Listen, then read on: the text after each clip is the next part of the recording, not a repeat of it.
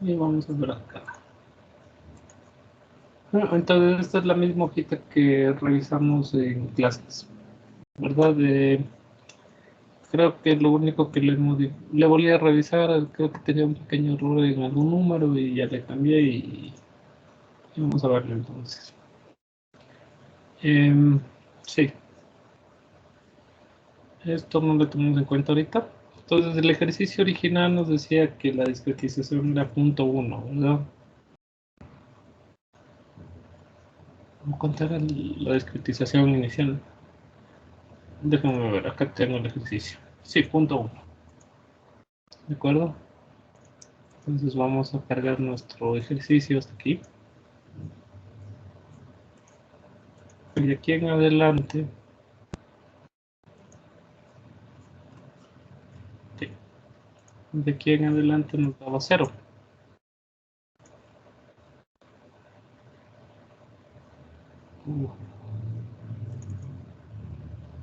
Ya. Entonces esta era la discretización original. Y este es el ejercicio original, ¿verdad? Que es una carga P, que si la graficamos es una carga parabólica que a los 6 segundos de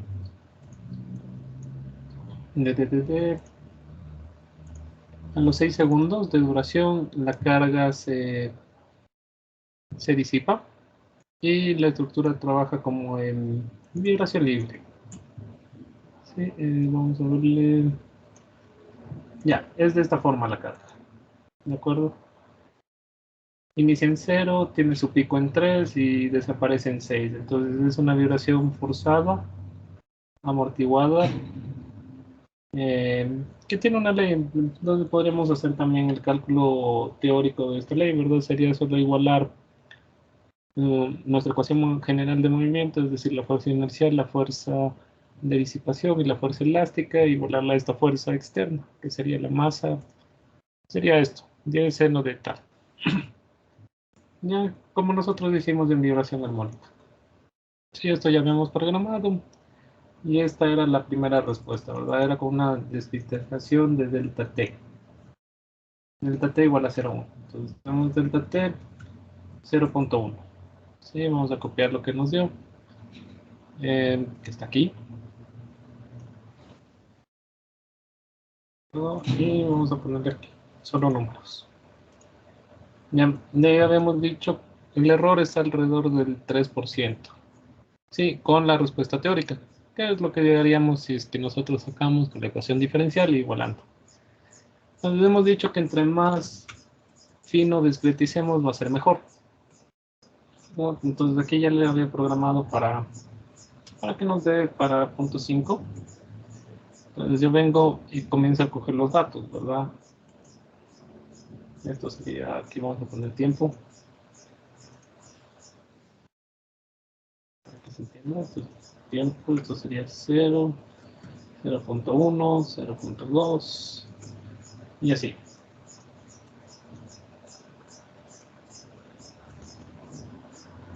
¿De acuerdo? Vamos a partirlo un poquito más para que no se confunda.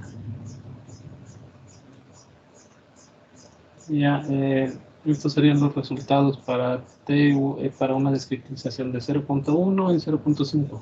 Entonces lo único que hice aquí es copiar los datos ya de las casillas que a mí me importan, de punto 1, punto 02, punto 03, punto 04, así.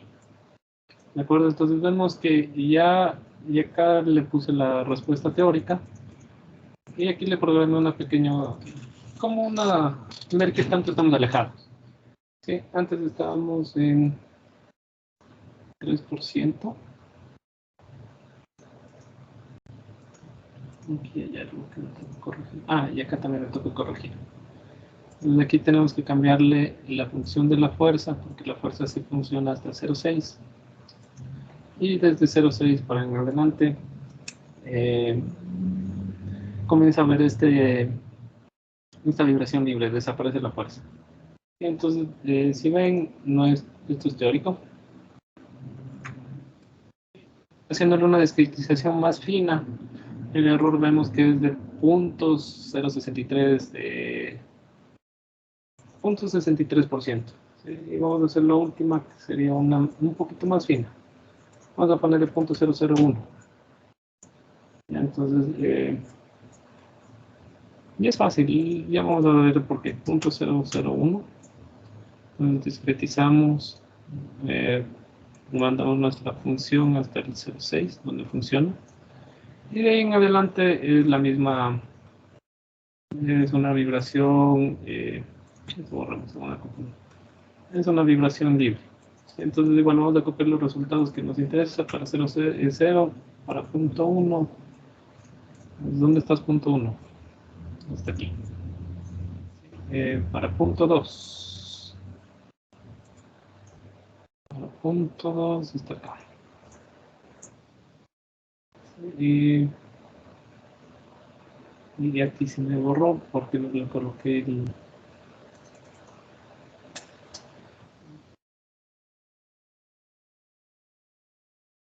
Tú también. Ya.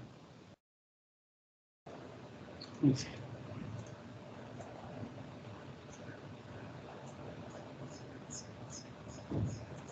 Bien, aquí tenemos punto 01.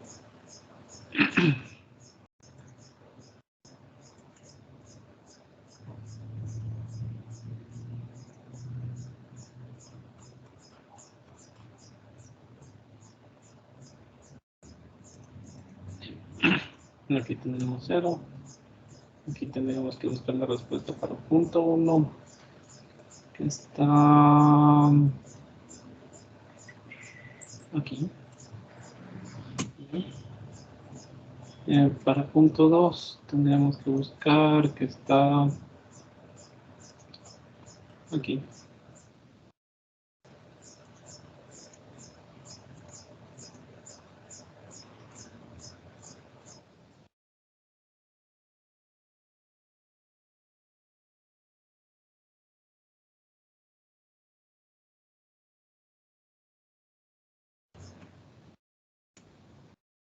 Y así seguiríamos, en fin. Y si nosotros comparamos estos puntos 0.01, estamos ya acercándonos mucho ya a la teórica. ¿Sí? Que si yo sigo dándole discretizaciones más pequeñas, voy a tener una mayor aproximación de la respuesta, ¿verdad? ¿Se entendió?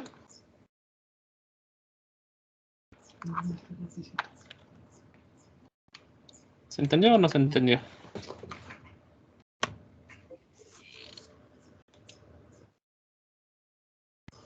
Dije, lo que pasa es que el Excel se quedó colgado, algunas partes y fue como saltado. No sé si mis compañeros me confirman lo mismo. Sí, Inge, lo mismo Sí. vi yo. Sí, pero la cosa es que lo que hice es solo copiar los datos. Por eso no es tan importante. Lo que se debe entender es lo que vamos a explicar en ese momento.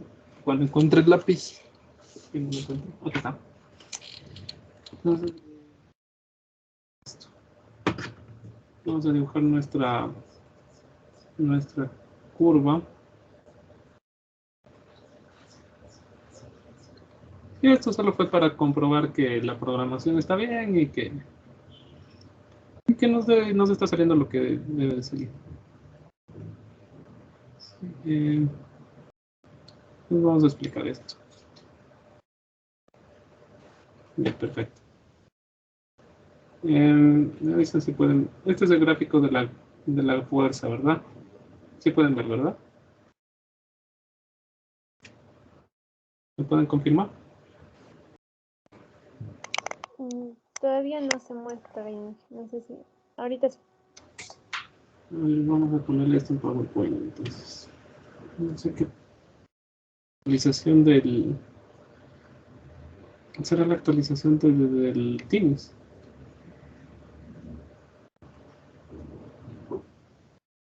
Ya. ¿Logran ver ahí el gráfico? Sí, sí. Ya. Entonces lo que hicimos es fácil, ¿verdad? Es lo que ya habíamos hablado. Discretizar es como coger esta función. Esta la función era alguna amplitud por el seno de WT, ¿verdad? En cambio, lo que nosotros hicimos cuando hacemos de un método numérico es discretizar, entonces entre más puntos discretice va a ser mejor, ¿verdad? La mínima discretización que voy a tener va a ser en 3 puntos, ¿verdad? Uno al inicio, el máximo y el fin. Bueno, y esto debería de ser recto, pero mi pulso como si tablet no es tan bueno. Ya, entonces si vemos la discretización con la forma real de la curva, vemos que estoy perdiendo bastante área todavía, ¿verdad? No se está ajustando muy bien. Pero me va a dar una respuesta que va a tener un cierto margen de error, que tal vez para algunos casos sería adecuado. Y de ahí lo que yo puedo hacer es, bueno, entonces si yo quiero, voy a decir, bueno, vamos a discretizar un poquito más, vamos a discretizar para cada punto, como estaba al inicio, ¿verdad? El ejercicio tenía cada punto 0,1. ¿Sí? Tengo así. Entonces ahora a mi fuerza la estoy considerando de esta forma. Ya.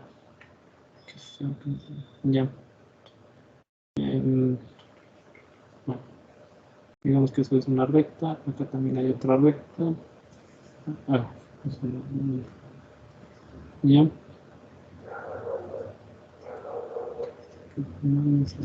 Ya.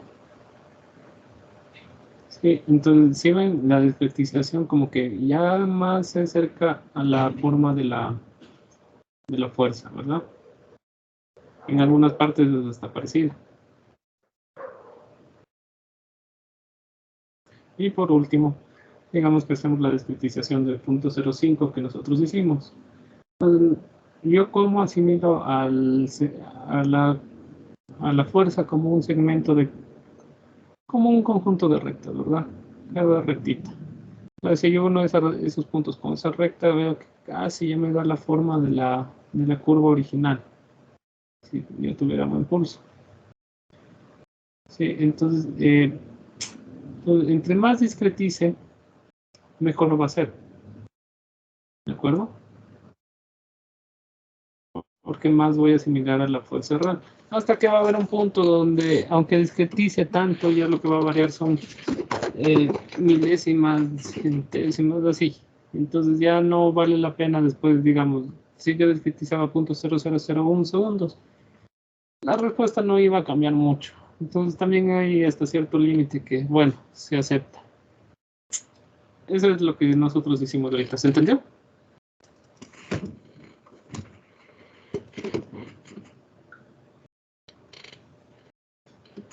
Sí, ingeniero. Ya. Sí. Es fácil. Igual con todo. Espero que ustedes tengan programado. Porque si programan ustedes van a saber cómo manejar esa hojita. Y igual yo les voy a pasar esta hoja que yo hice en Excel. No hay problema. Para que puedan guiarse y puedan revisar. Hoy día al final de la clase me hacen acuerdo y les envío. Ya. Entonces, eso sería lo que nos quedó pendiente de la clase anterior. Tenía algún error en algún número, creo que le había puesto mal la edad, algo así. Ya, entonces lo que hoy día nos toca es una clase un poquito más amena y algo más, más enfocado como a entender el código de diseño. ¿Sí? Entonces, voy a abrir la diapositiva y vamos a explicar. Entonces, después de que hemos visto mucho de la teoría de cómo se hacen los espectros, todo, hoy día vamos a analizar ya qué es el espectro, ¿verdad? Cómo nos sirve para el diseño. Y vamos a analizar cómo es el diseño a través de este método. Este método es un método de fuerzas, ¿verdad? Y vamos a explicar eso. Entonces es algo lo que es una clase teórica, pero que se aplica bastante. Nos ayuda a entender bastantes cosas. Entonces vamos a ver espectros de respuesta, espectros de diseño elástico y espectros de diseño inelástico. ¿Verdad? Como vimos, todo cuerpo al ser sometido ante alguna carga o alguna condición inicial que cambia su estado de reposo, va a generar una respuesta. Esta respuesta puede ser una aceleración, una velocidad o un desplazamiento, como vimos ahorita. ¿Sí? Entonces, de cada respuesta, ¿verdad? Porque, bueno, entonces, cada respuesta va a depender de cómo es la rigidez y el periodo natural de la estructura, ¿verdad? Porque pueden tener estas estructuras la misma rigidez, pero si la masa cambia, cada estructura va a tener diferente periodo o diferente. Cada estructura tiene la misma masa, pero si la rigidez de la columna o la rigidez de la estructura es diferente, su periodo va a ser diferente. Entonces lo que hacemos es, como está en este gráfico, ¿verdad? Coloco varios osciladores de un grado de libertad, como están aquí, que es un tipo péndulo invertido, y los someto ante alguna acción, ¿verdad? Digamos a un acelerograma que yo saqué. ¿Sí? Entonces cada una se va a mover de diferente manera y va a tener una respuesta diferente, porque cada una tiene un periodo y una rigidez y una masa. ¿Sí? Entonces esto representa lo que está aquí. ¿Sí? Estas son las respuestas de cada uno de estos osciladores. ¿Sí? Y si tuviera más osciladores con diferentes periodos, tendría aquí más respuestas, ¿verdad? De lo que se hace es de todas las respuestas se ubica en la máxima respuesta, es decir, no importa el signo, sino la máxima respuesta absoluta, ¿verdad? Entonces, digamos, para el oscilador de periodo natural igual a 1 segundo, la máxima respuesta en aceleración, ¿ya? Fue 0,5 g, ¿ya? Para el oscilador con periodo natural igual a 0,5 segundos, la máxima respuesta fue 0,25 g, ¿verdad? En esa aceleración.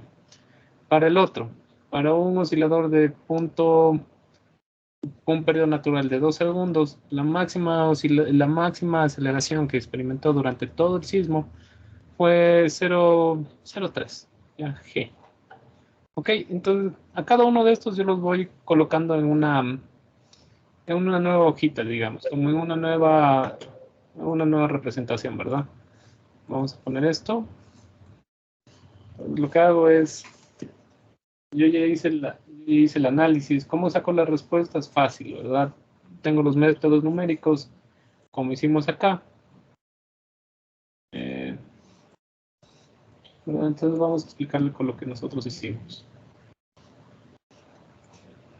¿Ya se arregló el delay o todavía sigue con delay la pantalla?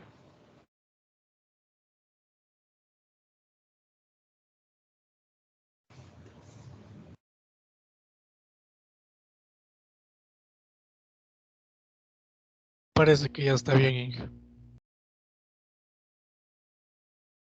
Esto, ¿verdad? Sí pueden ver el Excel, ¿de acuerdo? ¿O no? Sí se puede ver el Excel. Ya, perfecto. Entonces, digamos, esta es la respuesta de un oscilador de 0,51 segundos, ¿verdad? De periodo natural. ¿Cuál es la máxima respuesta en aceleración? Vamos a ver. En aceleración es 0,15, ¿verdad? 0,15, 0,16. Entonces, digamos, yo comienzo a hacer aquí, ¿verdad? Alguien vaya anotando, por favor. Entonces, vamos a modificar aquí. Sí, vamos viendo, vamos a poner con 50. Entonces tenemos para un periodo natural de 0,36, sí, anoten eso, 0,36 de periodo natural. Nuestra máxima aceleración es, vamos a colocar aquí un filtro y con eso sacamos más aproximado. Sí, nuestra máxima aceleración es 14,02, ¿sí? Para un periodo natural de 0,50 y algo, era hace un rato 0,51, tenemos que la máxima aceleración es 18,50. Para una máxima aceleración para un periodo natural de 0,73, nuestra máxima aceleración es 11,18. Vamos a poner un hito más. Para un periodo natural de 0,81, nuestra máxima aceleración es 13,57. ¿Ya? ¿Verdad? ¿Qué hice? Hice la respuesta de cada uno de los sistemas y saqué la respuesta en aceleración. Podría haber sacado en velocidad, en en desplazamiento, pero me voy en aceleración porque es lo que más conocemos. Entonces aquí coloco lo mismo, ¿verdad? Aquí hago un nuevo eje, no le voy a poner el periodo, que va a ser el periodo de los osciladores del que yo saqué, y la aceleración, ¿sí? Entonces, ¿qué periodos nomás teníamos? ¿Me pueden decir? Y la aceleración que le correspondía.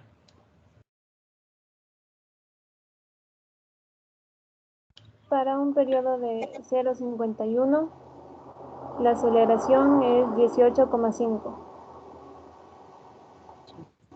18,5. ¿Ya? Creo que había uno más bajo que 51. ¿Cuánto era? 0.36. No, tengo de 51, 73 y 81. Para 0.36. 0,36, ¿verdad? Para Una aceleración, 0,36, una aceleración máxima de 14.02. 14,02. ¿Ya? Para otro periodo, Para un periodo de 0.73. ¿ya? Una aceleración máxima de 11.18. Perfecto. ¿Tenemos otra más? Y para un periodo de 0.81. ¿Ya? Una aceleración máxima de 13,57. Eso está raro, pero bueno. Sí, entonces viene algo así.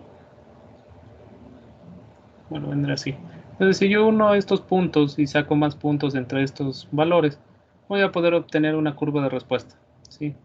Entonces, ¿qué es esta curva o qué representa? Es la máxima respuesta que es la máxima respuesta ante alguna solicitación sísmica de varios sistemas de un grado de libertad con diferentes periodos, ¿sí?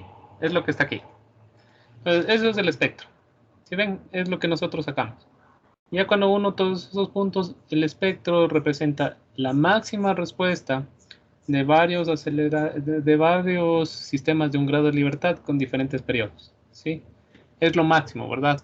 Lo que hice fue de cada uno de los osciladores buscar la máxima respuesta que tuvo ante la misma excitación.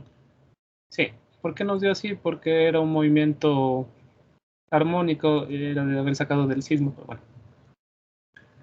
Ah, no, sí, del sismo saqué, sí. Sí, entonces yo puedo hacer eso para diferentes sismos, ¿verdad? Puedo hacer para un sismo, digamos, el de Pedernales, puedo hacer para el de Ambato, puedo hacer así para varios sismos, que es fácil, ¿verdad? ¿Qué es lo único que aplicamos? Fueron los métodos numéricos que vimos, ya puede ser el método por partes, o puede ser el método de Newmark, o puede ser Duhamel, lo que sea. Entonces vamos a leer. El espectro de respuesta es la representación gráfica de las máximas respuestas de velocidad, desplazamiento, aceleración, cualquiera, que pueden alcanzar distintos osciladores con distintos periodos e igual a, eso mismo de decirles, igual amortiguamiento ante una misma acción dinámica, ¿verdad? ¿Se entendió esto? ¿Podría repetir, Inge? Ya. ¿Qué hicimos? Sí, disculpe, no sé si está proyectando las diapositivas o sigue en el Excel. Creo que sigo en el Excel. Sí. Perdón, entonces, gracias. Vamos a proyectar mejor la pantalla. Entonces, así puedo ir cambiando más fácilmente. ¿Pueden ver mi pantalla? Sí, ingeniero.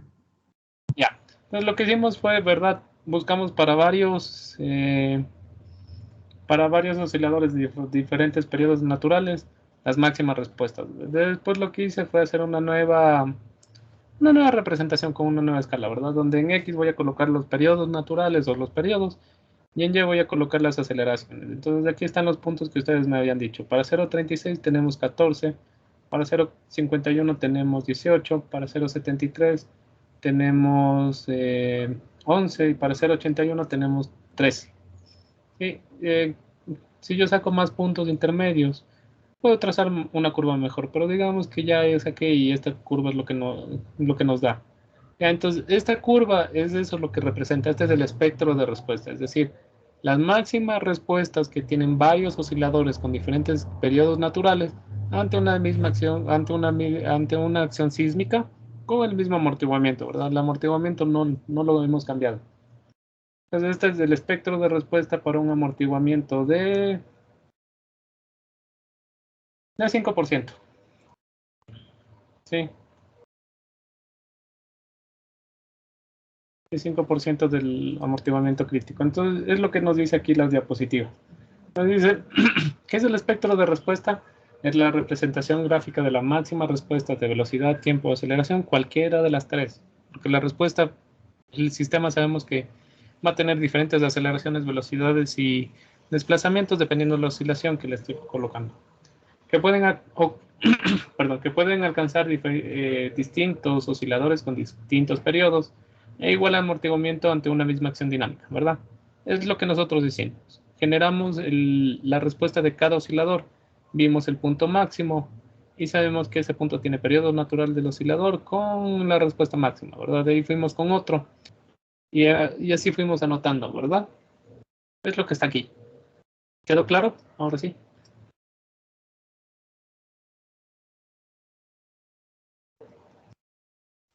Inge, una pregunta. ¿Sí? Entonces, cada oscilador cambiaría la masa nomás. ¿Esa sería la diferencia? Masa o rigidez. Cambia el periodo natural. Saben que para cambiar el periodo natural puedo cambiarlo con la rigidez o con la masa. Porque el periodo natural es igual a la raíz cuadrada. No sería 2pi. Sí, gracias. 2pi sobre la masa por la... ¿Sí? ¿De acuerdo? ¿Alguien más alguna pregunta? ¿Por qué le cambié la masa? Porque estaba más rápido, pero tranquilamente podría haber dejado la masa igual y cambiar la rigidez o cambiar las dos a la vez. La cosa es que me dé diferentes periodos. ¿Alguien más alguna pregunta? Entonces, eso es el espectro de respuesta. Es la representación o es la máxima respuesta ante una acción sísmica o ante alguna señal de varios osciladores con varios periodos naturales con un mismo amortiguamiento. Ya es lo máximo que puede experimentar, lo máximo. ¿De acuerdo? Y es lo que está aquí, ¿verdad? Es lo que nosotros decimos. Buscamos para un tiempo t igual a 0,51, para un tiempo t igual a 0,31. Ahora vamos a poner en orden, si no este gráfico va a estar mal. Creo que fue 0,31, 0,51 y 0,81, algo así. Entonces lo único que hago es ver cuánto vale este punto y lo llevo acá, ¿verdad? Digamos que esto valió 19.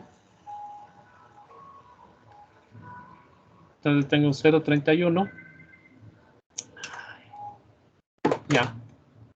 Voy a poner desde acá arribita, 0,31 y acá 19. Sí, este punto, digamos que valió en cambio 11, como nos dio hace un momento. Y esto es 0,51. Entonces viene acá 11 y acá 0,51. Y aquí fue 0,81 y creo que valió 13, entonces aquí le pongo 13, ¿verdad? Nos dio casi igual. 13, ¿verdad? Porque esto fue 13 para 0,81. 13. ¿Ya? Y es los mismos osciladores ante la misma señal. Entonces, esta es la respuesta, este es el espectro de respuesta de este registro de esta señal. Sí, para estos osciladores tienen el mismo amortiguamiento, digamos que es el 5 o el 10%, lo que sea. Sí. Entonces ahora vamos a ver qué es el espectro de diseño elástico. ¿Quedó claro qué es el espectro de respuesta? Sí. Ya. Entonces, lo que hago es coger y hacer varios espectros de respuesta ante varias señales que tengo, ¿verdad? Lo que habíamos dicho, puedo sacar un espectro de respuesta para Pedernales, otro para Ambato, para los sismos de Quito, puedo tener otro para el sismo algún sismo de Guayaquil, puedo sacar espectros para sismos que sean como iguales como de Ecuador. Digamos, en la costa podría sacar un sismo como de Chile si tiene las mismas condiciones. podría sacar el espectro de respuesta, ¿verdad? Entonces, de cada señal yo puedo sacar los espectros de respuesta, que son las máximas respuestas que tienen un oscilador de un grado de libertad ante esa señal con el mismo amortiguamiento, ¿verdad? Es lo que está aquí. Este es el espectro 1, 2, 3, 4, y así. Por eso es que los gráficos ustedes ven que hay varias cosas así que les dibujan y de ahí sacan una curva media rara, ¿verdad? Este es el espectro 2, de ahí utilizaron un espectro más pequeño, de ahí utilizaron uno más grande, y en fin, y después le saben colocar con otro espectro esto de aquí, y les dicen, bueno, este es como lo que voy a utilizar, y de ahí les dice, y esto va a encajar con esto. ¿Por qué? Vamos a ver. Vamos a leer cómo se obtiene el espectro elástico a través del espectro de respuesta. Entonces, ¿qué es el espectro de diseño elástico? Es un espectro suavizado que toma en cuenta varias fuerzas dinámicas, es decir, varios terremotos, varias señales, obtenidos a través del valor promedio más la desviación estándar de los espectros de respuesta. Este procedimiento toma en cuenta la mayor o menor dispersión de la respuesta. Vamos a leer rápido porque vamos a explicar esto. Luego se realiza un envolvente de resultado que se obtiene en el espectro suavizado común de las normas, formando rectas y curvas que se representan con ecuaciones. Entonces vamos a simplificar esto que está bla. ¿Verdad? Yo hice varios espectros de respuesta. Entonces voy a sacar aquí la dispersión que hay. ¿Sí? O la desviación estándar. ¿Verdad?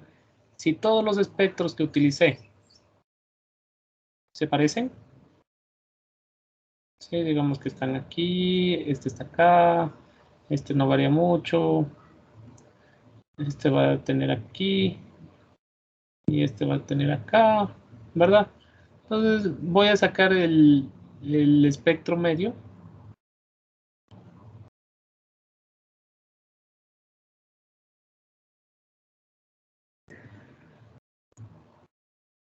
Sí, que va a estar casi por ahí, ¿verdad?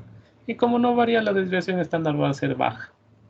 Sí, entonces voy a obtener el espectro de elástico, ¿verdad? El espectro elástico va a ser la desviación estándar más el espectro medio. Es decir, a esto le voy a asumir la desviación estándar. Sí, entonces como no tengo mucha desviación estándar, porque todos los sismos que utilicé están casi por ahí, porque es una zona bien definida, o ya se saben las aceleraciones, o durante toda la historia sísmica los sismos como que se parecen. Entonces este es el elástico. Vamos a ponerlo con colorcitos. Aquí se ve. Sí, va a ser esto. A este más la desviación estándar, que no es mucho, y saqué el elástico.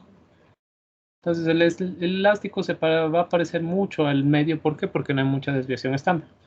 Pero imagínense tener esto en la norma, que el espectro de respuesta elástico es esto. Medio difícil poder hacerlo para el análisis. Entonces lo que se hace es un envolvente.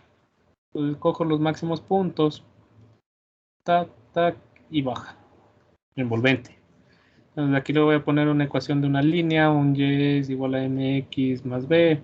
Aquí voy a tener la meseta donde la aceleración la hago constante, entonces va a ser y es igual a x, perdón, y es igual a alguna constante. No, x será igual a alguna constante, perdón. Sí, y aquí voy a tener alguna curva de ax cuadrado más alguna cosa x. Sí, pero algo que yo puedo representar. Eso sería. Vamos a ver un caso para que quede un poquito más claro. Digamos, yo voy a sacar el espectro de respuesta, el espectro elástico de alguna zona donde existe bastante variación, ¿verdad? Digamos como en Manabí, ¿verdad? Hay sismos pequeños y hay sismos enormes. Entonces voy a tener el primer sismo por acá abajo. La respuesta. Ante un sismo pequeño voy a tener aquí la respuesta de un sismo grande. Aquí voy a tener otras así, ¿verdad? Porque como que van a los extremos. Entonces aquí delta es grande. Entonces voy a dibujar el espectro medio.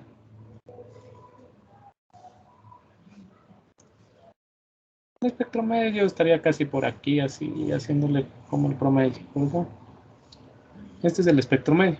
Pero como tengo gran desviación estándar, tengo que sumarle eso. Entonces el elástico me va a quedar así.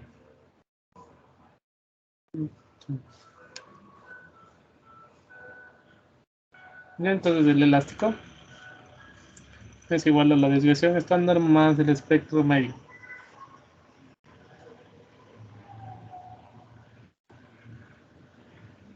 Que está en rojo, ¿verdad? Pues voy a sumarle a esto la desviación estándar, que en este caso va a estar grande. Y puede ser que esté por aquí. Y en realidad sería algo así. Tendría que venir así, pero...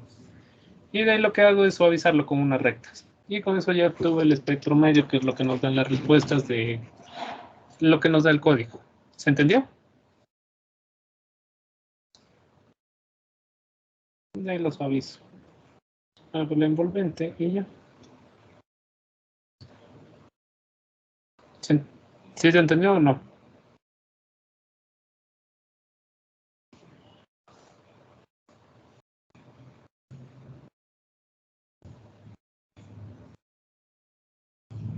¿Me escuchan?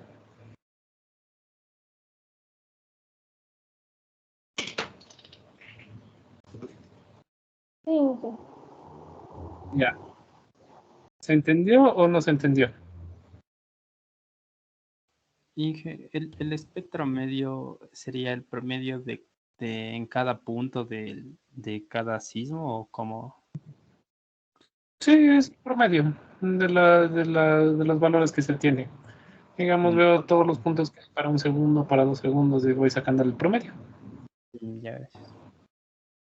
Sí, sí, tengo los tres a ser dividido. Ya, ¿alguien más? Siempre para realizar el espectro de diseño elástico tenemos que partir del espectro de respuesta, pero de aceleración, o también se lo realiza con el de velocidad o desplazamiento. Ya hemos dicho, yo puedo hacer espectros de respuesta de aceleración, velocidad o desplazamiento, no necesariamente de aceleración. Pero hemos dicho que la aceleración es lo más fácil de utilizar para el diseño, por eso es que se presenta. Y aparte, nuestro mismo código sí nos da un espectro de desplazamiento. No sé si lo han visto. Es un método. En este curso solo enseñamos lo que es el método por fuerzas, pero en realidad existen otros métodos para hacer diseño sísmico, diseño de estructuras. Entonces el otro método es el DDBD, que es el método de desplazamientos. Ya, este es el espectro de aceleraciones, ¿sí lo pueden ver?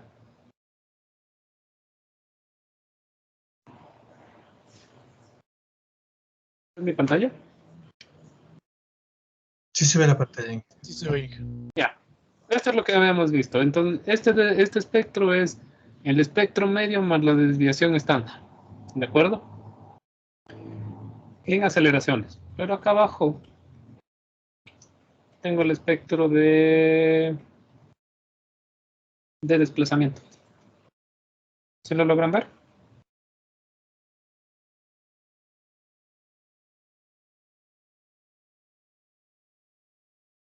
Sí, Inge.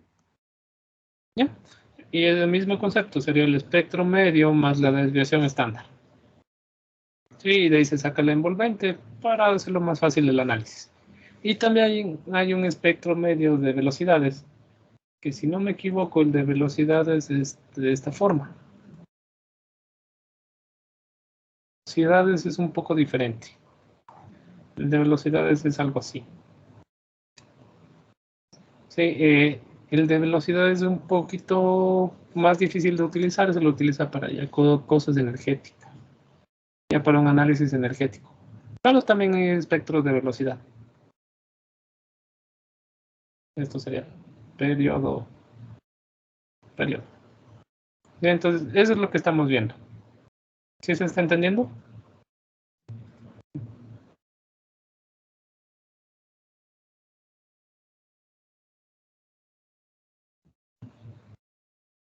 Sí, ¿no?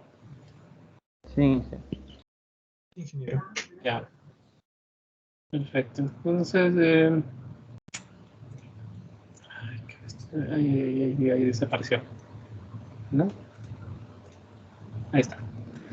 Ya, entonces lo que vamos a ver es nuestro espectro que ya conocemos, entonces lo vamos a pasar un poquito rápido porque sé que ya lo hemos utilizado. Entonces tenemos nuestro espectro que es el espectro de diseño elástico, que sabemos que es el espectro suavizado, es decir, con rectas y curvas fáciles de utilizar, que representa el espectro medio más la desviación estándar, ¿verdad? Entonces, está dado por estas regiones. Tenemos la región 1, la región de aceleración lineal, la aceleración de aceleración constante y la región de aceleración variable ya de forma cuadrática o alguna forma, ya no es lineal. ¿Sí? Entonces, ¿cómo sacamos nuestro espectro? A través del Z. El Z es como el Peak Ground Acceleration. ¿Se acuerdan que nosotros vimos que cuando tomábamos un registro veíamos la máxima aceleración y decíamos que era el PGA, el Peak Ground Acceleration? Entonces, algo parecido es el Z. Si ven, es la máxima aceleración absoluta registrada en un acelerograma en un sitio durante un terremoto en particular. PGA a menudo se divide en componentes horizontales y verticales. La PGA horizontal son generalmente más grandes que la dirección vertical, eso sabemos. La aceleración máxima en roca esperada para el diseño de sísmico se presenta como una fracción de la gravedad. No es nada difícil. Y de ahí, ¿cómo vamos haciendo? ¿Cómo le metemos lo que es el factor de sitio? A través del FA, el FD y el FS, ¿verdad? El FA es el coeficiente de amplificación en zonas de periodo corto, ¿sí? El FS es la amplificación del suelo por comportamiento no lineal. Todos estos dependen del suelo. Y el D es la amplificación de respuesta en desplazamientos. Perdón, amplifican desplazamiento. Y de ahí tenemos N, que es como para escalar también. Tenemos N para costa, sierra y otro N para oriente. Sí, N es la razón entre la aceleración espectral para 0.1 segundos y el PGA de retorno. Entonces es como un escalamiento. Y el R, que también depende si es que depende si es que es un suelo ABCD EF, ABCD hasta D, y E que tiene 1.5. Si los anteriores es igual a 1. Entonces es una representación. Que lo que hacemos es multiplicar por FA o algún factor para poder simular el efecto de sitio. Pero una de las cosas más importantes es el FA. Ya, ¿de aquí tienen alguna pregunta?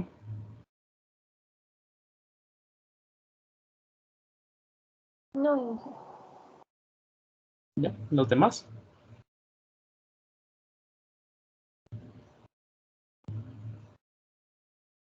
No, ingeniero. No, ingeniero. Bueno,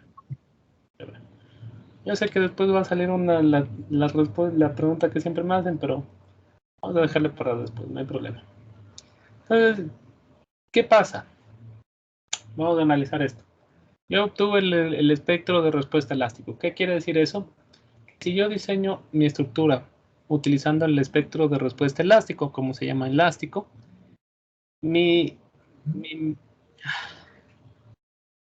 se cortó.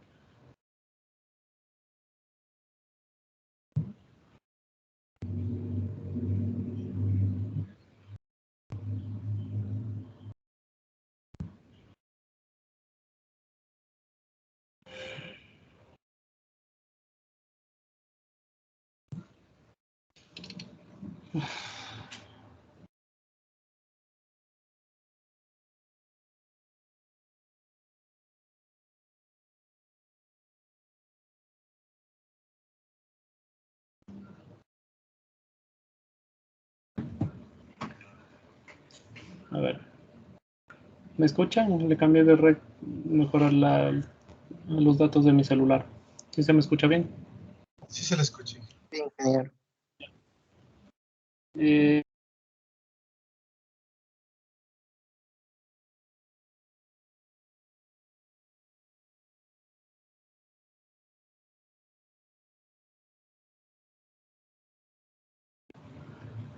Ya.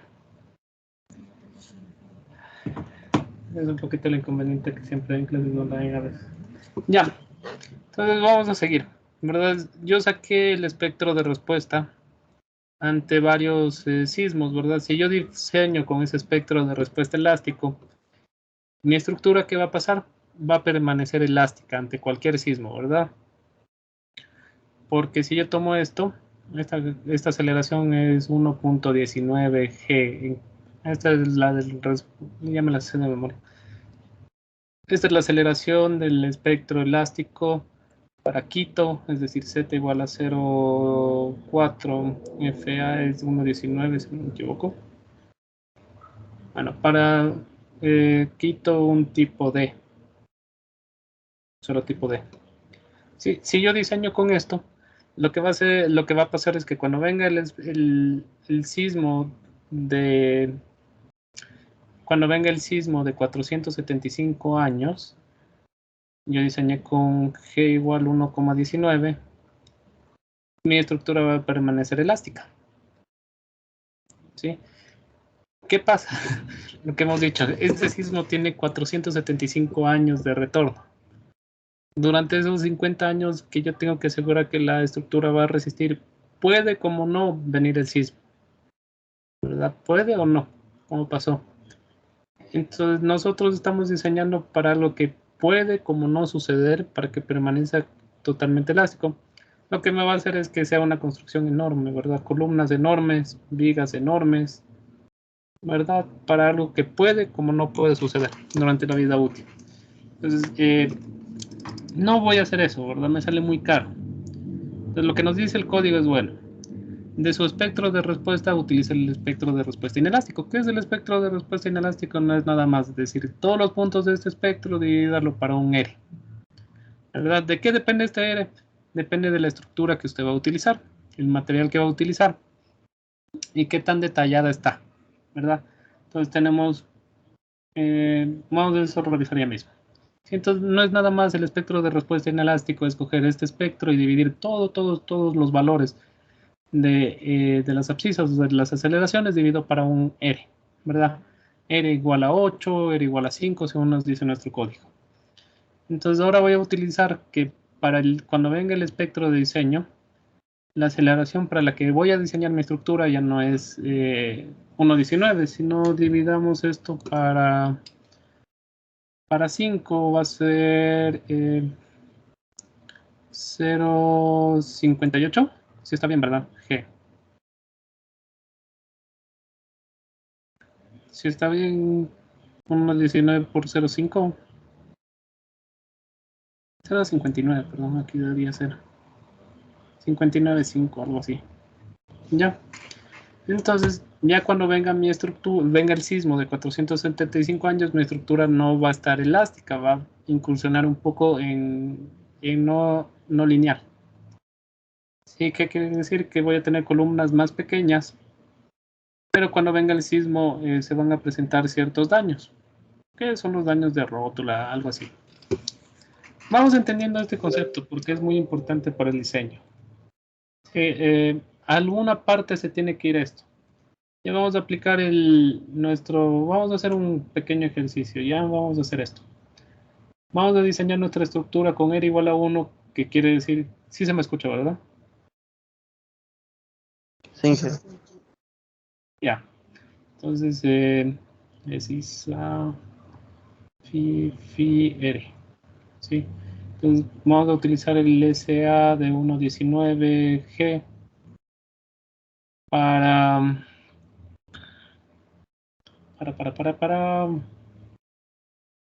esto es para Quito. Tipo D. Suelo D. Entonces me queda factor de importancia de una estructura normal, es 1. Entonces voy a tener 1 por 1.19. No tiene irregularidades, entonces 1 por 1 por 1 dividido para el R. En este caso voy a hacer un R de 1, es decir, elástico. Si yo le diseño, mi estructura no se va a dañar para nada. Y esto es W. ¿Sí? Entonces aquí me va a quedar que es 1,19 veces el peso de la masa reactiva, es de la masa sísmica, que ya vamos a hablar más adelante. Digamos que W es igual a 100 toneladas. ¿Sí? Entonces yo voy a diseñar para 100 19 toneladas mi estructura, y con eso mi estructura, cuando venga este sismo de 475 años, no le pasa nada. No se daña nada de la estructura, tal vez la mampostería por la aceleración, pero mi estructura permanece perfecta. Ahora vamos a hacer el mismo con R igual a 8. Entonces tengo ISA, Phi, R. Tengo 1,19 por 1 sobre 1 por 1 por 8. ¿Cuánto nos da esto? Aquí me falta el W.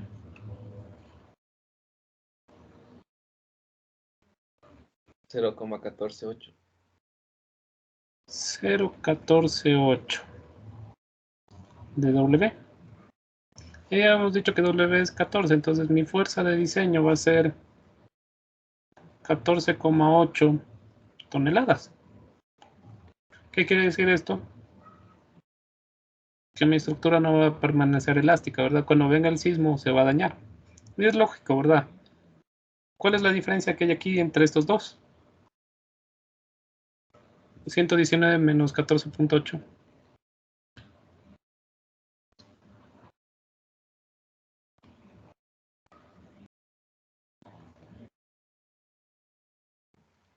$104,13. 104. Así. Hay una diferencia de 104 que alguna parte tiene que ir, no desaparece porque es una energía. Esa energía, algún trabajo o algo tiene que hacer, ¿verdad? Porque yo estoy diseñando mi estructura para que resista menos de lo que es el elástico. Entonces, ¿a dónde va a estar a esto? A daño. Daño. Entonces, una estructura con R igual a 8 quiere decir que es una estructura que va a disipar en este caso, 104 toneladas en daño. Por eso es que nosotros tenemos que diseñarla muy, muy, muy bien, ¿verdad? Es por eso que nosotros de aquí le detallamos todo esto bien, los estribos, que los traslapes se hagan fuera de la zona de confinamiento, que las columnas estén bien hechos los ganchos, todo. A esta estructura de R igual a 1 ni la detallo, casi. Solo veo que me pase todo y me vale dónde estarán los traslapes, todo. No me importa. ¿Por qué? Porque no necesita deformarse. En cambio, esta estructura sí. Sí, esta estructura tiene que desarrollar aquí las rótulas plásticas para que pueda deformarse sin que colapse. Entonces, para que se dañe de esa forma, yo tengo que detallar todo perfectamente. Tengo que hacer que los estribos estén bien pegados, que no exista traslape ahí. A esta yo puedo mandarle los traslapes aquí. No me importa, acá otro traslape, tal vez hasta podría hacerle los ganchos hasta un poco menores que los que me dice la norma. ¿Por qué? Porque R es igual a 1. Me va a permanecer elástica, no necesita dañarse para poder disipar energía. ¿Sí? Entonces, entre el R sea más alto, entre R más alto, mayor daño. R más bajo va a estar más elástico. ¿Sí? Entonces es por eso. Por eso cuando nosotros diseñamos una estructura, y vamos a ver esto. Cuando nosotros diseñamos una estructura con la NEC de hormigón, lo que hace la NEC de hormigón es tratar de hacer un diseño de una estructura muy, muy, muy dúctil, ¿verdad? Que justo se produzcan las rótulas plásticas en las vigas, en las bases de la columna, que no exista en las cabezas de las columnas, que no falla corte, que solo falla flexión, que las rótulas estén controladas, que se forme un mecanismo adecuado. ¿Por qué? Porque así puedas disipar toda esta gran energía con daño, pero daño localizado. Ya, mismo caso de la NEC. La NEC nos deja utilizar la NEC vivienda. Yo puedo hacer la misma vivienda con la NEC hormigón y la NEC vivienda. Si yo hago con la NEC vivienda, el R es igual a 3,5, si no me equivoco, 3. Si yo le hago con la NEC hormigón, el R es igual a 8. Si yo hago con la NEC hormigón, tengo que asegurarme que los traslapes no se hagan en las zonas de tensión, o si se hacen, asegurarme más anclaje, que no exista traslapes en las zonas de confinamiento, donde se pueden producir las rótulas plásticas, que exista un adecuado cálculo de los estribos, ¿verdad? La cuantía volumétrica de los estribos, que el diseño sea por capacidad, que exista, que esté bien en nodos de la columna, en fin, me toca asegurarme bastante. Para el ERE igual a 8. Si uno va a la NEC vivienda, le dice, bueno, por poco le dice, ponga estos de aceritos y ya, no importa cómo le salga. ¿Por qué? Porque es 3. Entonces la disipación de energía en un ERE igual a 3 es muy baja. Sí, entonces ese es un concepto muy importante. Entre más ERE utilice, más energía voy a disipar con daño. Entre menos ERE disipe, entre menos ERE utilice, la energía va a sufrir menos daño. ¿Se entendió?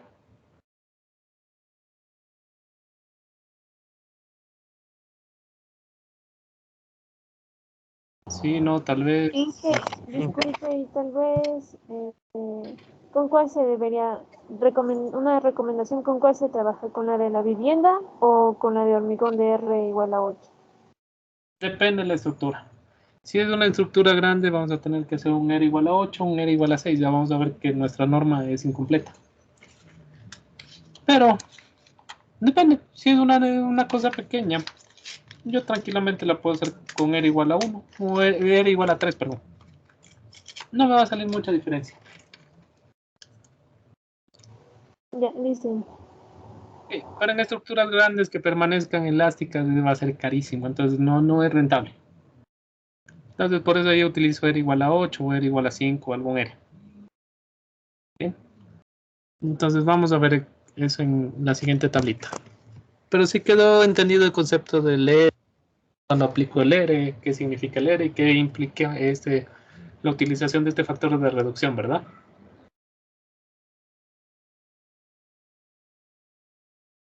Sí, implica que yo voy a diseñar. Entonces verán, esto también no les dije. Si el sismo viene y hace en el ERE igual a 1, 119 toneladas, el sismo, mi estructura permaneció elástica. Cualquier sismo que supere 14 toneladas con ERE igual a 8 ya va a sufrir algún daño. ¿Sí? Cualquier sismo menor a lo que está aquí, la estructura permanece elástica. Lo que ya habíamos dicho, pero un poquito más doblado. Entonces, el ERE, vamos a leer lo que dice en esta diapositiva. El ERE es el factor de reducción de resistencia sísmica, otros le dicen factor de reducción, el factor de... varios nombres tiene, pero el significado, sea el nombre que sea, es lo mismo. Se coge la aceleración elástica, se lo divide para un número, este número está en relación a la ductilidad, a la sobreresistencia y a la redundancia, ya vamos a hablar cada uno de ellos. Para poder hacer un espectro más bajo y con eso diseñar para cierta cantidad de la fuerza que era la elástica y lo otro disipar mediante el daño. ¿Sí? Y también se disipa algo con el movimiento de la estructura, pero principalmente es daño.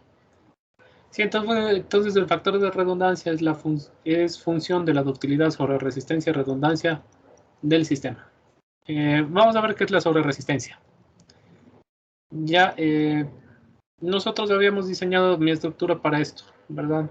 Supuestamente esto es lo que va a permanecer elástico. Sí, y aquí vamos a dibujarle lo mismo. Este fue para un ERE igual a 8. Este fue el 14,8, ¿verdad? Sí. ¿Verdad? Yo vengo aplicando esta fuerza. Y mientras yo no supere el 14,8 para un sismo de Quito tipo D, el de 475 años, mi estructura permanece elástica, ¿verdad? Cumple con la ley de Hooke. Es lineal. ¿Qué pasa cuando yo ya supero esto? Este es un modelo de pórticos que se coloca aquí unas rótulas que hacen como la no lineal, representa la no linealidad. Es un poquito más complejo, pero bueno. ¿Verdad? Esto es lo que está analizando.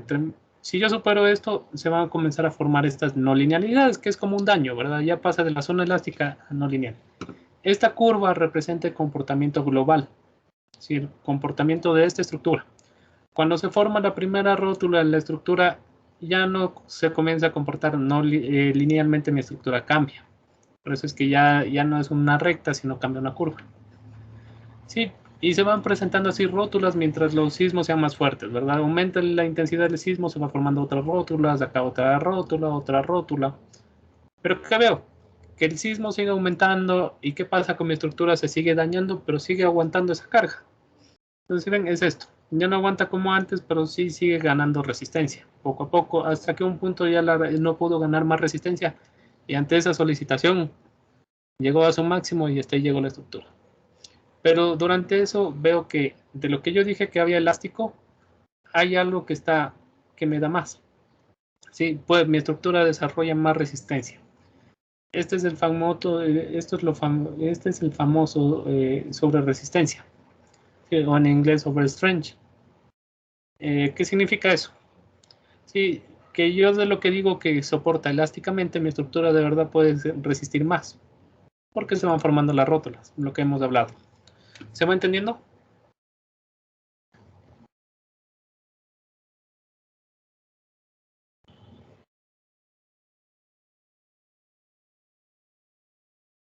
¿Se entiende o no? Sí, Inge. Inge. Ya.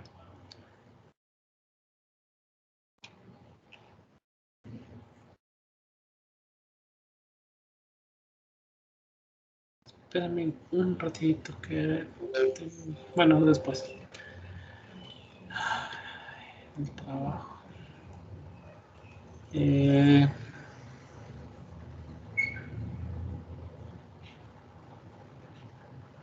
momentito, es que no están controlando.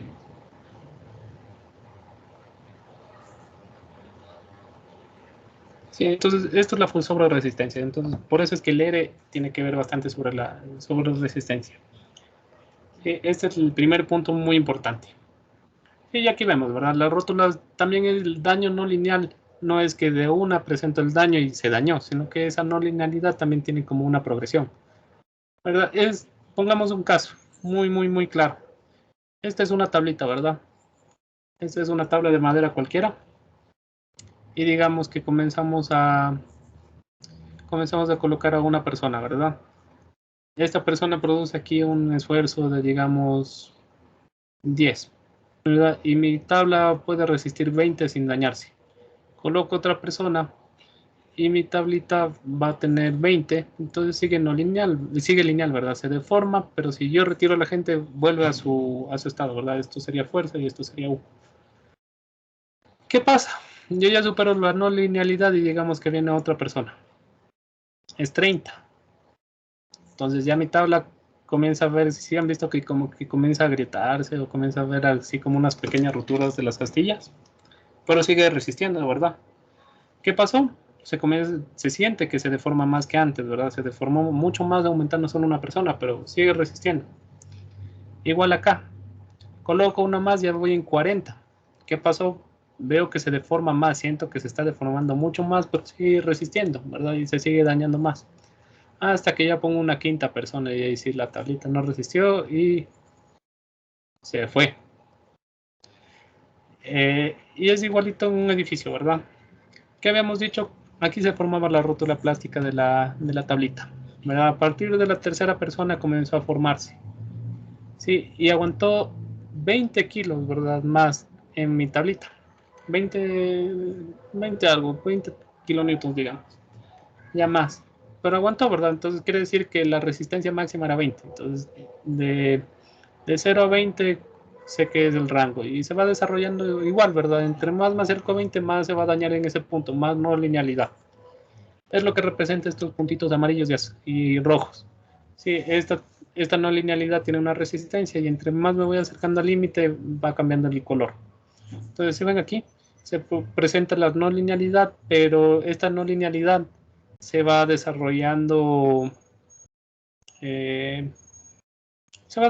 poco a poco, hasta que ya en este punto, cuando ya no tenemos más resistencia, es que muchas de las partes de no lineales ya desarrollaron su máxima capacidad y van a fallar. La estructura falla. ¿Sí? Entonces, sobre resistencia sería, primer punto, sobre resistencia es la relación que existe entre el cortante de diseño o el cortante elástico para que yo le puse y el cortante último. Entonces, sobre resistencia es el cortante elástico o el cortante de diseño, que es lo mismo. Si la estructura está bien diseñada, debe dar lo mismo. Y digamos a la ductilidad. ¿Qué es la ductilidad? La ductilidad ustedes vieron en en ensayo de materiales, pero en sismo, de lo que he revisado en algunos libros, es diferente. Porque les decían que la ductilidad era la capacidad de formarse una estructura o un material. Ya, acá en cambio la ductilidad es, el concepto es parecido, pero hay un puntito donde cambia. Es la capacidad de deformarse una estructura en su rango elástico, en su rango no lineal, ¿verdad? Esta es la ductilidad. Viene de aquí a acá, ¿verdad? Cuando ya empieza el rango no elástico, es decir, de su desplazamiento elástico hasta su desplazamiento último. Sí, esa es la ductilidad. Entonces, la ductilidad es la relación entre el desplazamiento elástico y el desplazamiento último. ¿Sí? Entre más se pueda deformar no linealmente mi estructura, más dúctil es, ¿verdad? Porque puedo tener una estructura que tiene un gran rango lineal y decir, bueno, mi estructura se deformó, que eso es un caso típico de una estructura de acero de perfiles laminados en frío. Ya, por la misma configuración de laminados en frío, la estructura es dúctil. No es perdón, la estructura puede deformarse bastante, pero el material no deja de formarse mucho en no lineal. Entonces, cuando puede tener esto, sí puede ser esto. Vamos a poner dos casos. Una estructura que es muy flexible, pero que no tiene ductilidad, entonces sería algo así. ¿Cuál es la ductilidad? Solo esta parte. Y una estructura que no es muy flexible, pero muy dúctil. Puede pasar esto. Puede tener los mismos desplazamientos, pero significarlo diferente.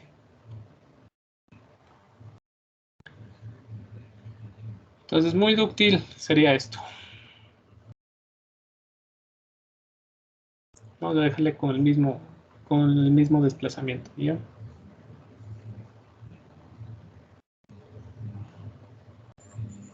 Entonces, esta es la ductilidad de la estructura.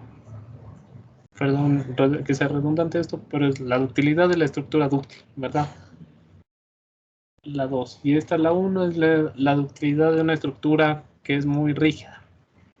Puede deformarse totalmente, pero la ductilidad es eso. Entonces, la ductilidad es la capacidad de la estructura de deformarse en rango no lineal. ¿Sí? Eso es importante, porque yo he visto, yo leí de algunos de sus profesores donde creo que tuvieron esa duda, me pasaron la diapositiva, donde decía que era eso. En materiales puede ser, pero en sismo la ductilidad está vista de este punto. O sea, la ductilidad es qué tanto puede deformarse la estructura después de que sobrepasó su límite elástico. ¿Estamos bien? ¿Hasta aquí?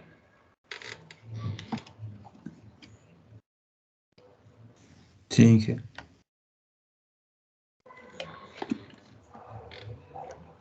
Y nos falta el último punto, porque habíamos dicho que eres igual a la ductilidad, a la sobreresistencia. Bueno, R depende de la ductilidad, la sobreresistencia, ductilidad, sobreresistencia. Y aquí nos falta la redundancia. La redundancia es un concepto también fácil, no es muy difícil. La redundancia es lo que hemos dicho. No es lo mismo tener, digamos, una estructura. Digamos que tengo luces de, ¿verdad? Y yo puedo hacerlo, nadie me dice que no. Puedo hacer con 4 columnas.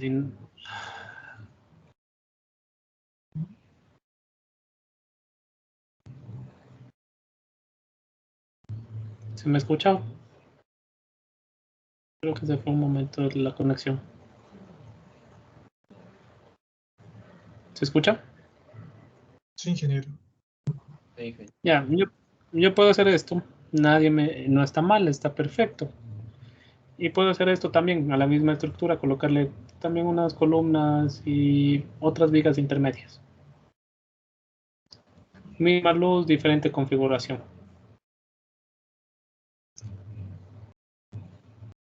¿Sí? ¿Qué pasa aquí?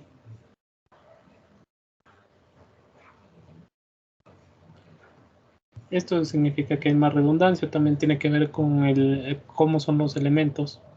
Esto mejor lo dice en enlace, pero una forma de ver es esta. Entonces, esto es 8 total y esto es 10. Sí, si aquí falla una viga o una columna, la estructura es posiblemente que colapse más fácil. Si aquí falla una viga o una columna, solo una parte de la estructura tal vez colapse o capaz la resista. Entonces, entre más elementos tenga, hay mayor redundancia y es mejor. Entre menos elementos tenga, la redundancia es menor. Y el daño el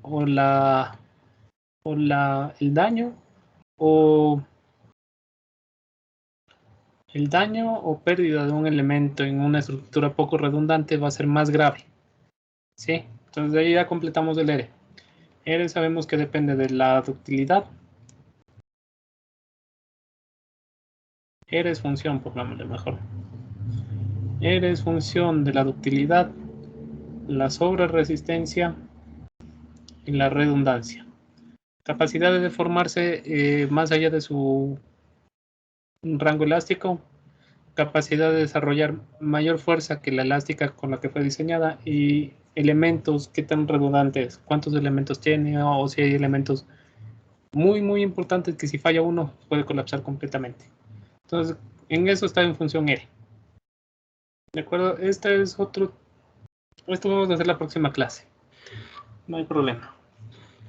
Sí, vamos a sacar otra forma de cómo se puede sacar el ERE. Y aquí está un poquito de los gráficos. Entonces, este gráfico lo saqué de algún estudio, no me acuerdo de dónde. Donde se ve cómo se calcula la ductilidad. Sí, entonces aquí está el gráfico fuerza, desplazamiento. Vemos que aquí hay una zona recta que sería la zona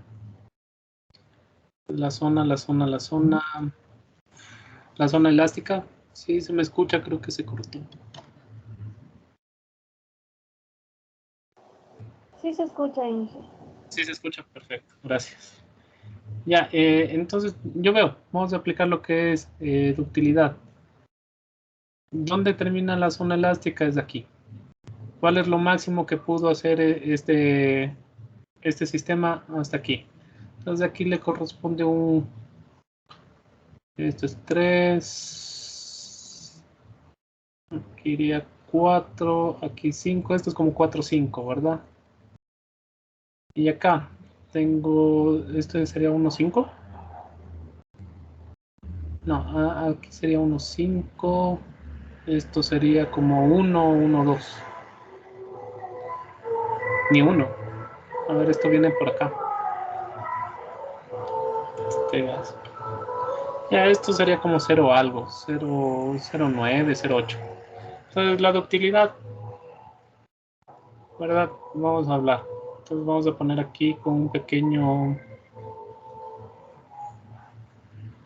color. Tenemos el huye, que sería el límite cuando termina la zona dúctil, la zona elástica, perdón, que sería como 0, que en realidad está bajando por aquí. Qué feo la línea. Sí, está bajando ahí. Si esto es 1,5, esto es 1,5, ¿verdad? Porque acá está 3, esto va a ser como un 0,8 o algo así. ¿Ya? El UU, que es el desplazamiento máximo que pudo alcanzar este sistema, vemos que llega aquí. Esto era 3, esto es 6, esto es 3, esto es 6. Entonces,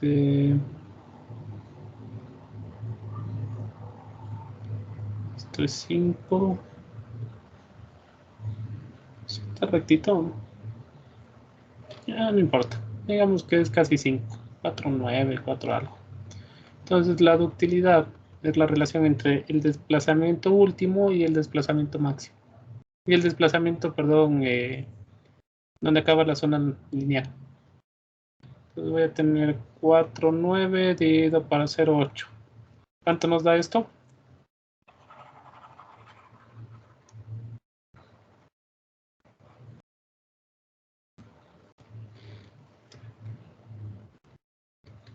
$6.125.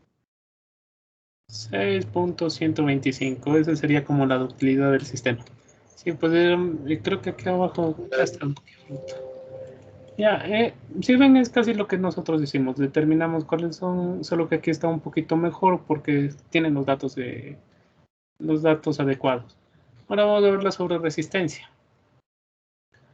La sobreresistencia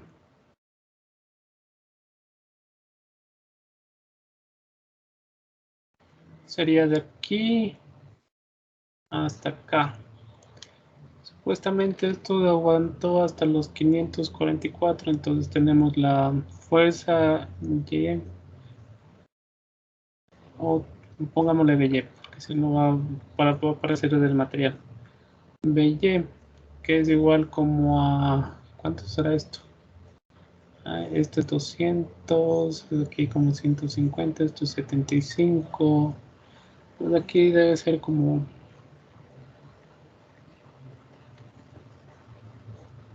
475, 400 algo, ¿verdad? 425. Este sería BY. Y BU sería 544.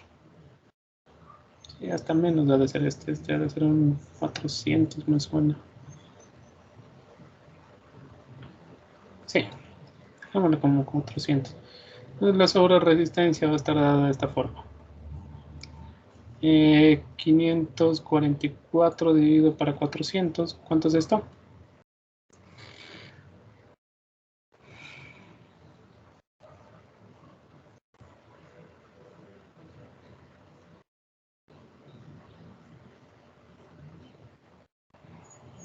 $1.36.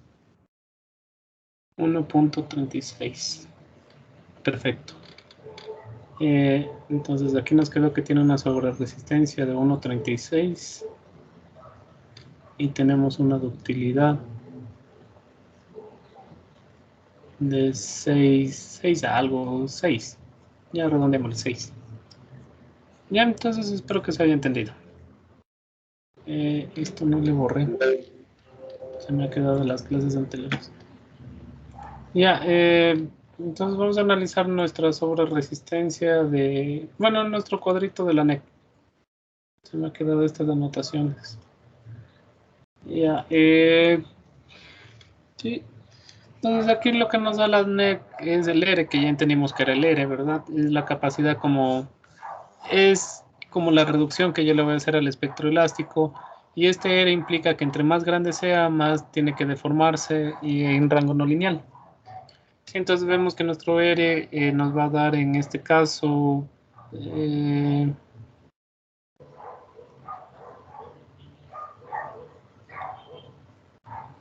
perdón.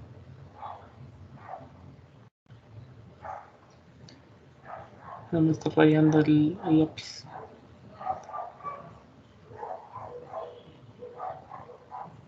¿Pueden ver el puntero?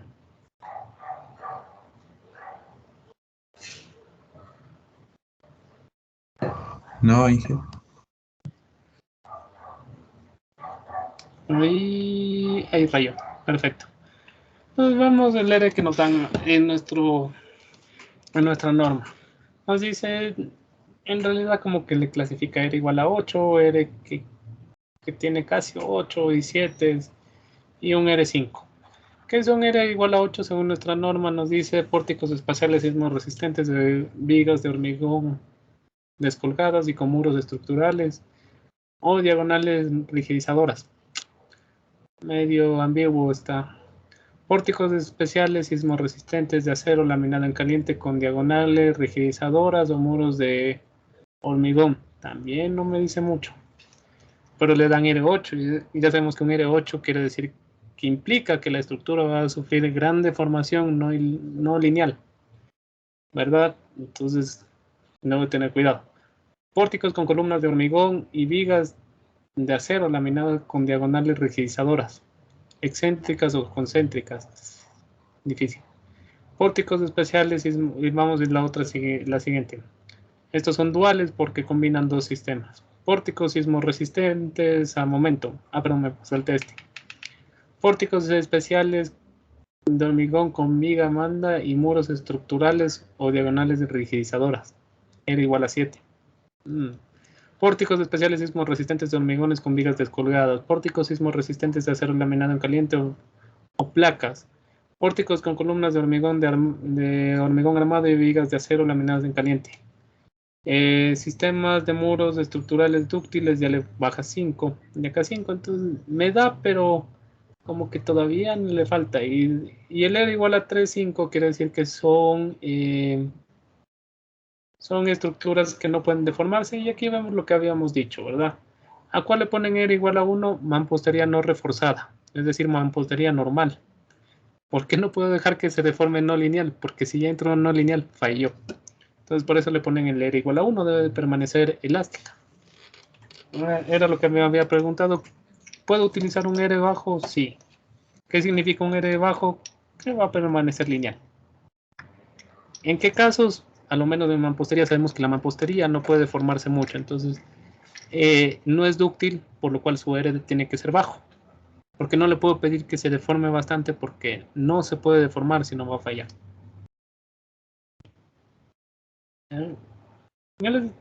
¿Sí se está entendiendo?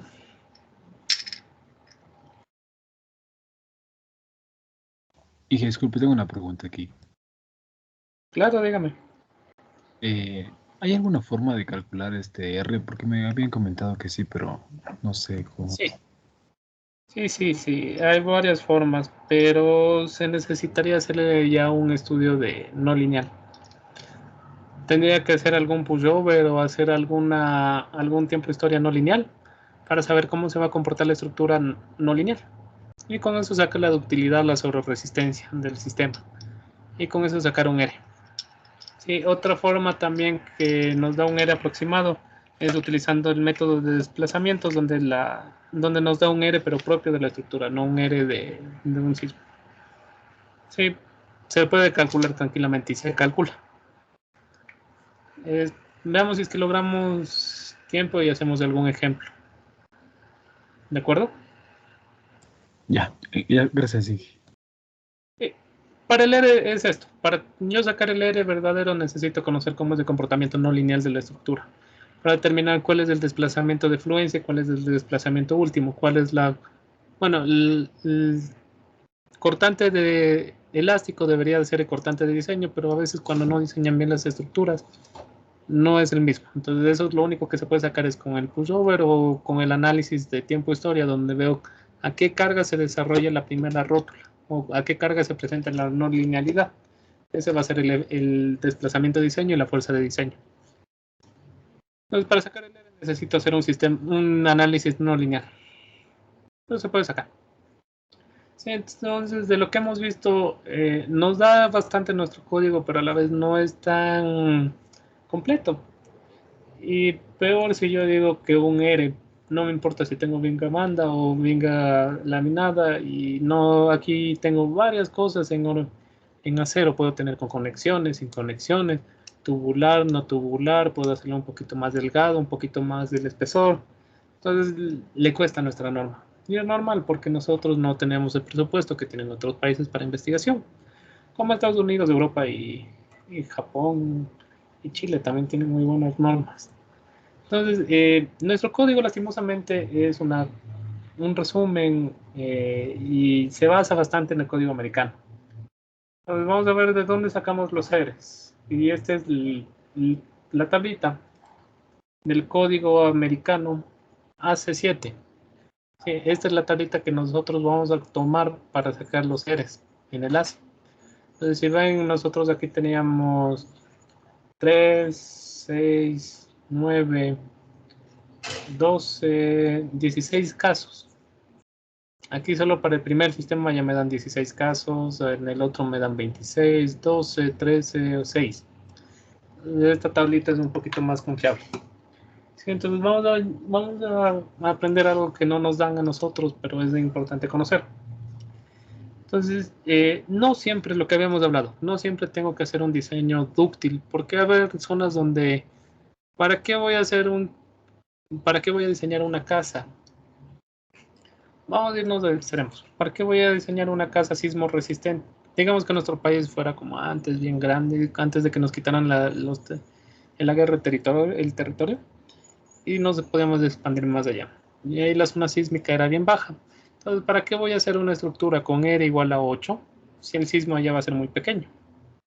No tiene mucha lógica.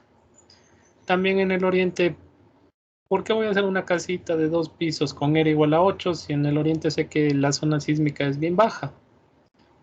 Entonces, por eso mismo el código americano y el ACI, el ISC y el ACE nos dan tres tipos de configuraciones, sea en pórticos o sea con arrastramientos. Nos dan un OMF, un IMF y un SMF. ¿En qué varían cada uno? Vamos a ver. ¿Dónde está? Vamos primero con pórticos, que es lo más fácil ver. El SMF es Special Moment Frame. Puede ser pórtico especial a momento, es decir, que las conexiones son a momento y lo que me hace resistir las cargas laterales, ¿sí? El IMF es Intermediate Moment Frame, y un OMF es un Ordinary Moment Frame. Special Moment Frame, Intermediate y Ordinary. Sí, pórtico especial a momento, pórtico intermedio a momento y pórtico ordinario a momento. Sí, ¿en qué varía cada uno? En su R. Este es igual, R igual a 8, R igual a 4,5 y este es R igual a 3,5, si no me equivoco. Ahorita le vamos a ver. Entonces, Special Moment Frame puede ser de acero o de concreto. Y si ustedes revisan en su código ACI, van a ver que también tengo cosas para hacer OMF y tengo IMF también, aunque no se utiliza mucho en concreto IMF. Entonces, si ven, este era R. Entonces tenemos para el Moment Frame 8, para el IMF tenemos 4,5 y para el Ordinary tenemos 3,5. Sí, aquí está en concreto también. Special Reinforced Concrete Frames, Intermediate Reinforced, estoy con inglés super mal, Concrete Moment Frame y Ordinary Reinforced Concrete Moment Frames. ¿Sí ven? Igual para cero. Sí, esto es. Entonces me quiere decir que dependiendo de dónde yo estoy, puedo diseñar diferentes pórticos, ¿verdad? Y es lógico, no voy a diseñar el pórtico más detallado para que me resista con daño un sismo muy bajo, ¿verdad? Es decir, si yo diseño puedo utilizar algo que no sea tan detallado. ¿Por qué? Porque el sismo es bajo. Sí, y es lo que implica. Que es también una ventaja de utilizar esta tableta que ya nos da la sobreresistencia. Si ven, aquí está. Overstrength Factor. Aquí también me dice la sobreresistencia que tiene casi cada sistema, ¿verdad? Siempre va entre 2,5 a 3. Y ya sabemos que la sobreresistencia es cuánto más resiste de fuerza o de esfuerzo o de lo que sea, más allá del punto elástico. Esto me da. ¿Cuál es otro punto? Entonces vemos que eso nuestro código ni nombra. No sabemos si estamos diseñando un OMF, un SMF o un IMF. ¿Cuál es la diferencia entre estos tres? El SMF debe de cumplir en un detallamiento enorme, sea en acero o en hormigón. Sí, debemos de hacer, el SMF a lo menos debe ser diseñado por capacidad, sea en hormigón o sea en acero. ¿Qué es esto de capacidad? Es diseñar todos los elementos, a lo menos los de la resistencia a corte, analizando cuánta fuerza se va a desarrollar en la parte. Sí. Entonces el SMF siempre, sea acero o sea hormigón, tenemos que diseñar. ¿Se me escucha?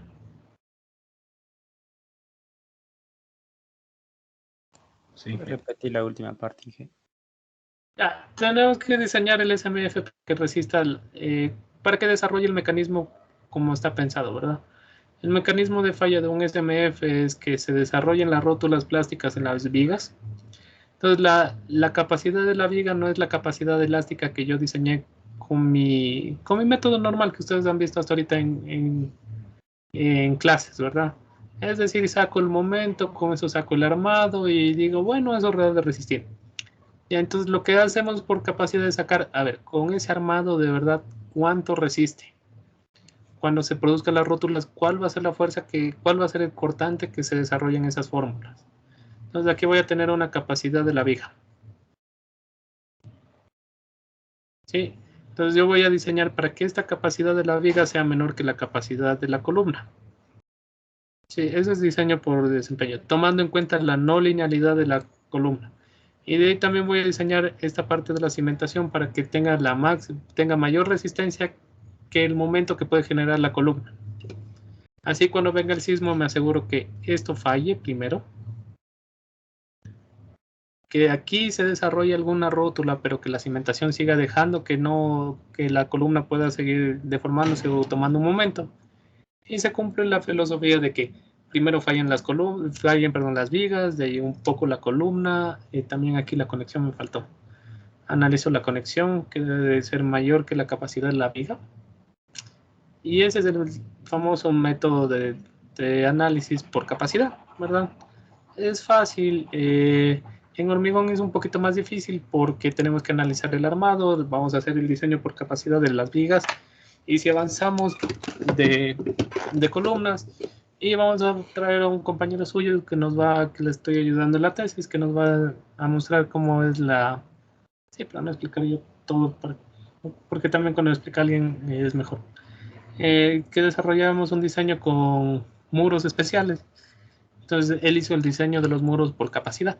Entonces él nos va a demostrar de que cómo se coge el diagrama de interacción, cómo se va a estar la máxima capacidad del diagrama de interacción, con eso se saca la sobreresistencia. Y con la sobreresistencia diseño el muro para que pueda resistir toda la carga no lineal. Por eso le vamos a traer a Steven para que nos dé una pequeña charlita de su tesis y le va a servir también como una predefensa. Ya, entonces, eso es el SMF. El IMF es como que, bueno, a lo menos les dice, no te preocupes tanto de que tengas esta relación en el nodo. ¿Se me escucha?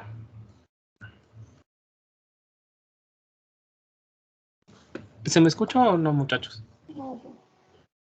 Entonces, en el IMF, a lo menos en acero, les dice, bueno, no se aseguren tanto de que la columna sea tan fuerte que la viga. Entonces, hay algunos detalles que nos deja saltarnos, igual en hormigón. ¿Por qué? Porque no va a desarrollar gran capacidad inelástica. Es, como lo dice su nombre, mediana.